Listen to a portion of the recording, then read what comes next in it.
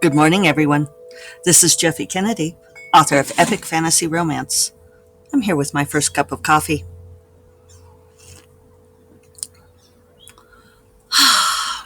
That's good. Today is Tuesday, September 20th. Beautiful September. And are there better things in the world than having a cup of coffee in the grape arbor in the morning? Maybe not better, but equivalent.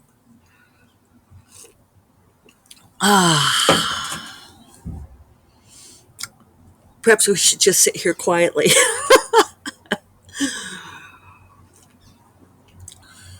Yeah, I'm feeling a little tired. Brains are leaking out of my head at this point. Revision process is coming along. Um, it's not blazing along. I could wish that it was going faster, um, but it is what it is, right?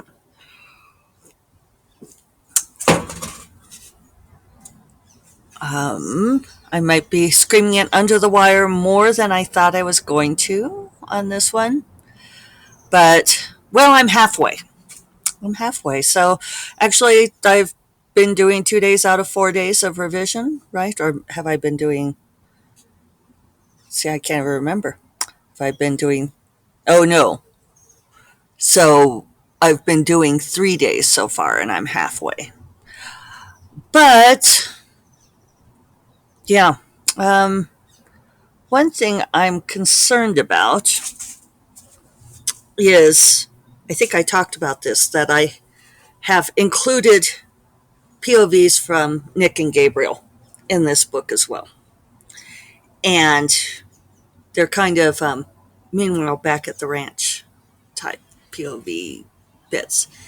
And I think what I'm going to have to do, I'm not having a problem with the revision of smoothing Jadrin and Sully's POVs and everything that's going on with them. I can hold that in my head. But I think what I'm going to have to do is read Nick and Gabriel's chapters or portions in sequence to get those right because I feel like I'm repeating on those. I'm also concerned that very beautiful bird. Must be passing through on migration because that's not a bird that we normally have here. Oh, and it's a pair. Very beautiful, yellow orange with a yellow beak. Not sure what they are. They're here for the grapes.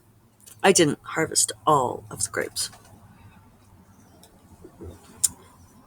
So, anyway, uh, so yeah, I'm worried also that I have Nick say and think something that's out of character. And I'm going to have to contemplate that. And a little bit worried about the overall arc and whether I have all the details in there. Um,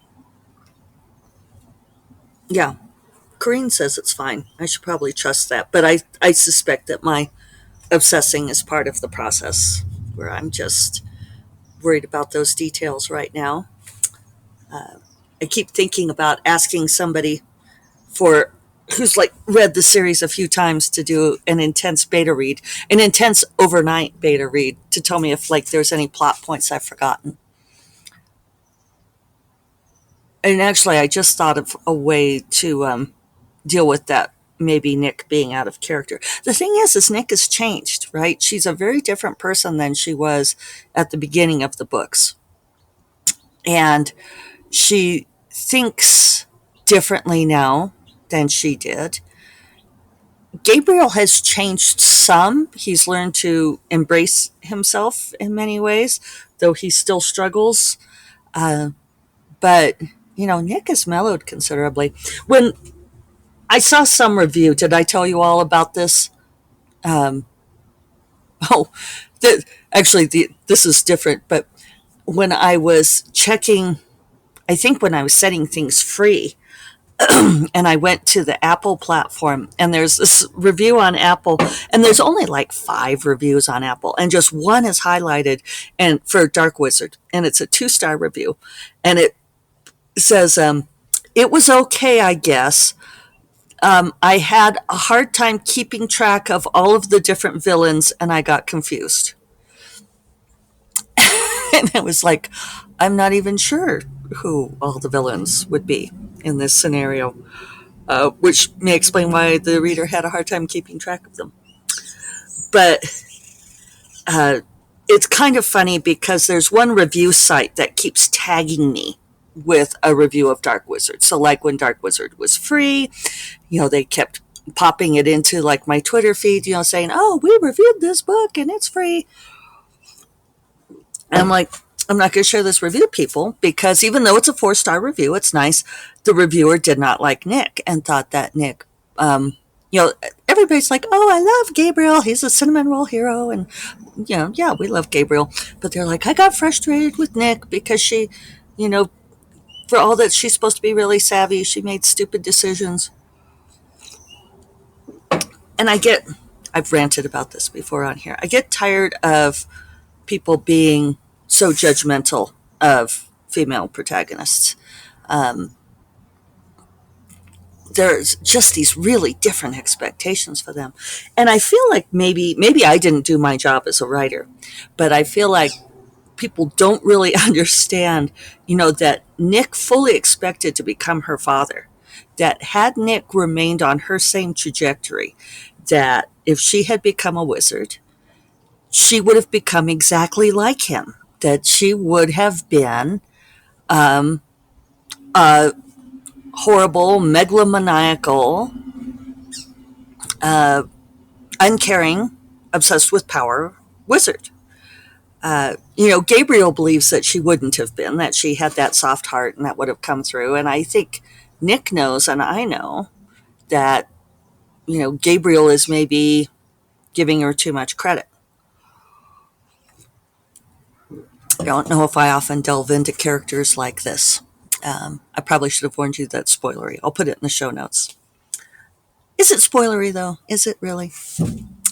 Um, so anyway, that's how I feel about the inside of Nick's head, and that this is something that she really knows about herself, that she could very easily have gone down that path and probably been happy that that was what she expected to become. Perhaps her gentle maman's influence would have had some effect on her, but I think that would have disappeared over time. I think she would have continued to grow right into the mold of her father. Oh, and now I just thought of something. Hold on. See, it's helping to talk this out with all of you. This is what happens with my friends, too, when I ask them questions about my plots and they sit there and listen, and then I'm like, "Oh, thank you. Thank you for helping me sort this out." And they're like, "I literally said nothing." So, you know, does Nick make ignorant decisions in Dark Wizard? Yes, she and her mother both do. But they have been kept sheltered and ignorant. They don't get to know a lot of things that only the wizards know, and that's a very deliberate choice by the society. Uh, and so readers who want a protagonist who is fully capable and knows all the things, I mean, sure, yeah, not your cup of tea, not your cup of coffee. That's fine. And I actually don't begrudge the reviewer having that opinion or feeling that way about the book. None of that is. But I'm not going to gleefully like reshare it because I feel protective of Nick, and actually, it kind of hurts my feelings. So that isn't that dumb. Every time somebody says, "Well, I got frustrated with Nick," or "I got impatient with her," I'm like, "Hey, Nick is trying. Nick is doing her best. She is Nick has had a shit deal. Maybe it's that same thing that, and I've noticed this happens with my female protagonists who are very privileged, who are very beautiful or talented or popular, or are trying to put things together and have it not go well for them, that readers are not sympathetic towards that. And it's very interesting to me because it's like there's this perception that, especially if a woman has physical beauty, that she is, I got that mosquito, that she doesn't suffer, that everything is okay for her, and it's absolutely not true. I have known beautiful women, and while some things are easy for them, there are other things that are not made, but become massively difficult because, and I explored this a lot with Amy in Tears of the Rose. Um, you know, a women tend to be objectified anyway in our patriarchal society, and a beautiful woman is even further objectified to the point where people tend to not believe that she has humanity, that she is not a person who can suffer, who might aspire to more, which is really interesting to me.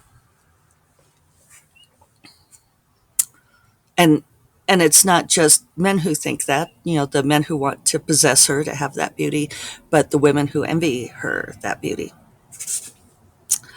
So, while Nick is not classically beautiful, she did grow up with tremendous amounts of privilege.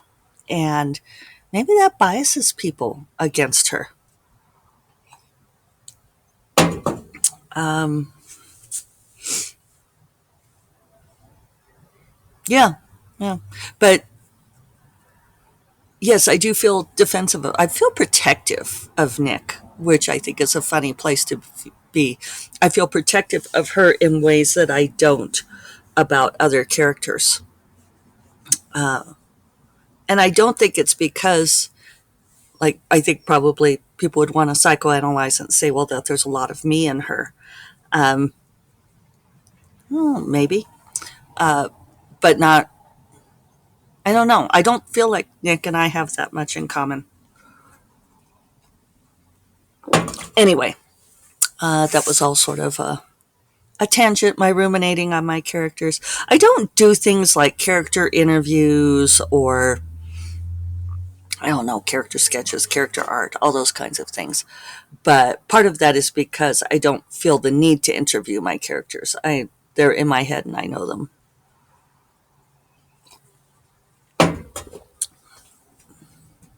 Some more than others. So anyway, yeah, I think I may have to do that with this book, is do a review of just Nick and Gabriel's POVs and conversations, which I feel like I don't have time to do. But we're down to the wire. I could move the release date. I'm trying not to. Yeah, I really don't want to. But we'll see how the next few days go. Otherwise, what else is going on? This is all that's going on in my life. Do I have anything interesting to tell you all? Longtime listeners will probably recognize this as being like my limited brain space portion of the revision process where I don't have many words for anything else. I haven't added or cut much on this book.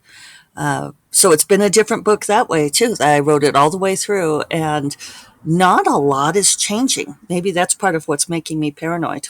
Who knows? I did go get a manicure yesterday. Is that exciting? Probably not. But if you're on video, you can see that we did this deep blue color and then put this glitter on top that has a very, very fine pink glitter in it. So it sort of creates like this little bit of an ultraviolet look. It pleases me. It pleases me greatly. All right, I'm not going to sit here and talk about my nails. I guess I'll go get to work. I hope you all have a wonderful Tuesday. I hope your brains are more intact than mine. And I will talk to you all on Thursday, at which point I hope that you will all be crossing your fingers for me that the revision is complete and that I'm heading into out loud proofing. This is what we're going for. Light a candle for me. I appreciate it. And I will talk to you all then. You all take care. Bye bye.